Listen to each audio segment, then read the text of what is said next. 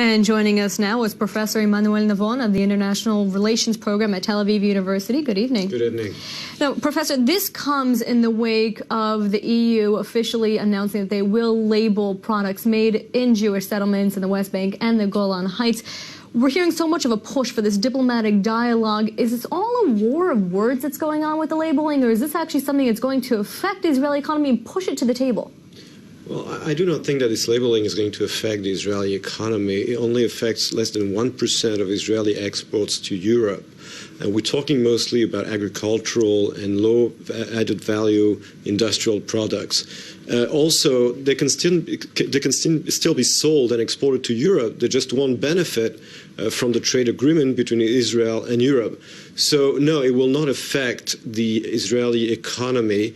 It is more a symbolical decision, which, by the way, is consistent with Europe's policy vis-à-vis Israel. It might not be consistent with Europe's policy to other disputed territories in the world, but Europe has always declared, when it signed its agreements with Israel, that it does not recognize Israel's sovereignty beyond the armistice lines of 1949. So if it's not actually going to be effective in crippling the Israeli economy, what's the big fuss? What is the EU going to gain from this? Is Israel really going to be pushed to actually join dialogues again? Or this is very one-sided. We're hearing the Israeli Prime Minister speak out against it, the World Jewish Congress speak out against it. What is this doing? I don't think it's going to achieve anything in terms of trying to push the sides in negotiating an agreement. But I think it's just going to alienate Israelis who would be willing to start a dialogue again, because when they look at Europe's policy, they just wonder why Europe doesn't label goods imported from, for example, northern Cyprus. Cyprus is a member of the European Union. It has been occupied, the northern part of Cyprus has been occupied by Turkey since 1974.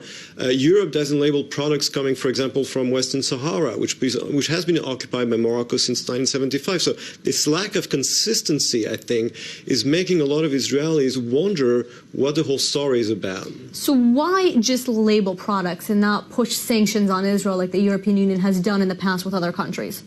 Well, first of all, the boycott in Europe has been declared illegal by Europe's highest courts. For example, the Supreme Court in the UK and France's highest court of justice also have declared that the boycott of Israeli products is, and boycott in general, is illegal. Also, that would expose the EU to sanctions, possibly at the World Trade Organization. Israel, as a member of the World Trade Organization, could basically ask the organization for an arbitration. So boycott has been declared illegal by European courts. It would expose Europe to legal troubles at the World Trade Organization, so I don't think it's on the cards. And London mayor who's visiting the region also got in a little bit of trouble for comments he made about boycotts and the BDS movement being misguided.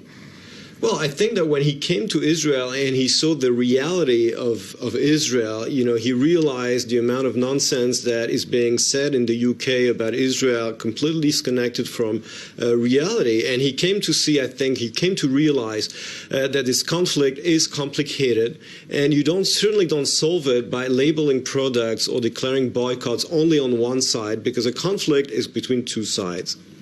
Emmanuel Navon, Professor of International Relations at Tel Aviv University, thank you for joining us this evening on the latest.